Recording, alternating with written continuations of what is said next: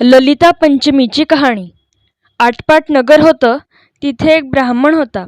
त्याला 2 आवळे-जावळे मुलगे होते. त्यांच्या लहानपणीच त्यांचे आईबाप मेले. भाऊबंदांनी त्यांचे होते नव्हते ते सगळे हिरावून घेतले आणि मुलांना देशोधडीस लावले. पुढे ती मुले जाता जाता एका नगरात आली. 2 प्रहरची वेळ झाली आहे. वाट चालता चालता दोघे दमून गेले आहेत. दोघांचे जीव भुकेने कळवळले आहेत. दोघांची तोंडे सुकून गेली आहेत. असे ते दोघेजण त्या नगरीत आले. इतक्यात काय चमत्कार झाला. एक ब्राह्मण काकबली टाकण्याकरिता घरातून बाहेर आला. ब्राह्मणाने ह्या मुलास पाहिले. आपल्या घरात बोलावून नेले. जेवू घातले, खाऊ घातले. नंतर त्यांची सर्व हकीकत विचारली. त्या मुलांनी सर्व हकीकत सांगितली. ब्राह्मणाने दोन्ही मुलास आपल्या घरी ठेवून घेतले. वेदाध्ययन पढवू लागला. मुलेही तेथे राहून वेद पढू लागली. असे करता करता पुष्कळ दिवस झाले. पुढे काय झाले? तो ब्राह्मण ललिता पंचमीचे व्रत करू लागला. शिष्यांनी गुरुजीला विचारले, हे आपण काय करता? तेव्हा गुरुजी म्हणाले, हे उपांग ललिता पंचमीचे व्रत आहे. ह्याने द्रव्य मिळते, विद्या प्राप्त होते, इच्छित हेतू प्राप्त होतात. हे त्या शिष्यांनी ऐकले. यथाशक्ती त्यांनी व्रत केले. तशी त्यांना लवकर विद्या आली. दोघा मुलांची लग्न झाली. पुढे आपल्या नगरात आले. श्रीमंत झाले. सुखासमाधानाने कीर्ती मिळवून राहू लागले. याप्रमाणे काही दिवस गेले. पुढे काय चमत्कार झाला. दोघे भाऊ वेगळे निघाले. थोरला भाऊ दरवर्षास आपल्या ललिता पंचमीचे व्रत करी. त्यामुळे त्याची संपत्ती कायम राहिली. धाकट्या भावाने व्रताची हेळसांड केली. त्याने देवीला राग आला. त्याला दारिद्र्य आले. पुढे ती नवरा बायको थोरल्या भावाकडे राहायला गेली. एके दिवशी वडील भावाची बायको दिराला काही बोलली. त्यामुळे त्याला राग आला व मोठा पश्चाताप झाला. तो आपल्या बायकोला म्हणाला, मी उपांग ललितेचे व्रत टाकले, त्याचे मला हे फळ आले.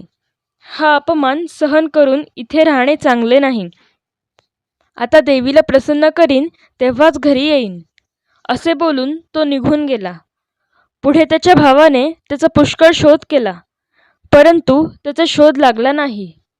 पुढे हा हिंडता हिंडता एका नगराजवळ आला. त्या नगराबाहेर एक गुराखी भेटला. त्याला विचारले, या गावाचे नाव काय? कोणता राजा इथे राहतो? उतरायला जागा कुठे मिळेल? ते म्हणाले, या गावाचे नाव उपांग आहे.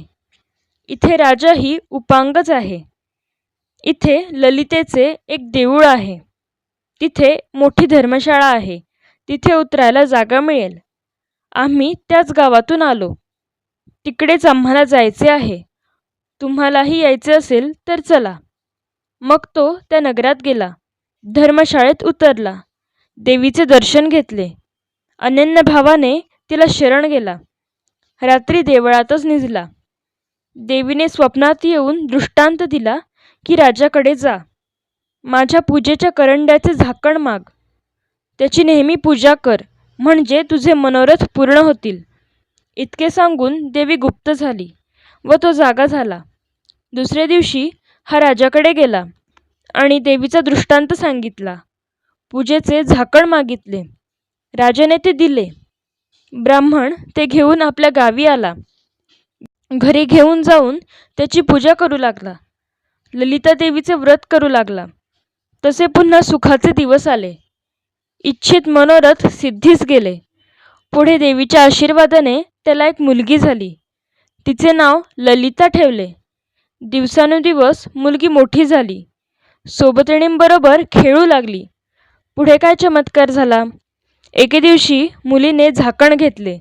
नदीवर खेळावयास गेली आणि तिथे जाऊन अंघोळ करू लागली. इतक्यात एक ब्राह्मणाचे प्रेत वाहत आले. हिने त्याच्यावर झाकणाने पाणी उडवले. तसा तो ब्राह्मण जिवंत झाला. देवीच्या प्रसादाने त्याला सुंदर रूप प्राप्त झाले. हिने ते पाहिले. आपल्याला हा पती असावा असे तिला वाटले व आपला हेतू त्यास कळवला.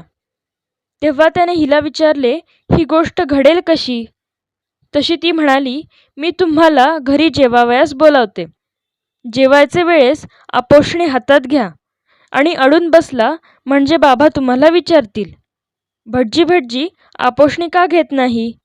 तेव्हा तुम्ही सांगा की आपली कन्या मला देशील तर जेवतो, नाहीतर असाच उठतो, म्हणजे ते देतील. त्याप्रमाणे तिने जेवायला बोलावले. ब्राह्मण जेवायला बसू लागला. मुलीची मागणी केली. बापाने मुलगी देण्याचे कबूल केले. सुखासमाधानाने जेवण झाले. पुढे चांगला मुहूर्त पाहून लग्न लावले. नवरा नवरीची बोळवण केली. मुलगी घरी जाते वेळेस देवाच्या प्रसादाचे झाकण घेऊन गेली. त्यामुळे बापाच्या घरातले सगळे द्रव्य गेले. दारिद्र्य आले.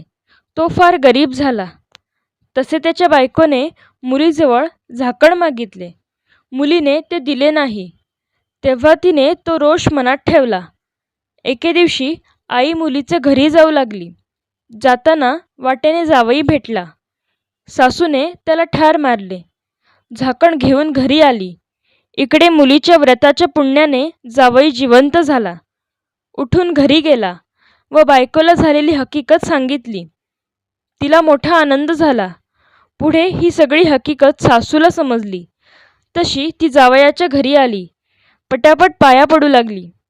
केलेला अपराध कबूल केला. तिला पश्चाताप झाला. अशा कामामुळे तिला गरिबी आली. तिचा नवरा नेहमी आश्चर्य करू लागला की वारंवार असे का होते. त्याचे कारण काही केल्या त्याच्या लक्षात येईना. म्हणून वडील भावाकडे गेला. त्याला सगळी हकीकत सांगितली. तो म्हणाला, तो ललिता पंचमीचे व्रताची हेळसांड करतोस.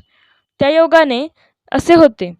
व्रत नेम यथास्थित कर, देवीची पूजा कर, म्हणजे तुझे कल्याण होईल. त्याने तसे वागण्याचा निश्चय केला. घरी आला. व्रत करू लागला. तसे काले करून दारिद्र्य गेले. श्रीमंत झाला. त्याचे मनातले इष्ट हेतू पूर्ण झाले. तसे तुमचे आमचे होवोत. ही 60 उत्तरांची कहाणी 5 उत्तरी सुफळ संपूर्ण.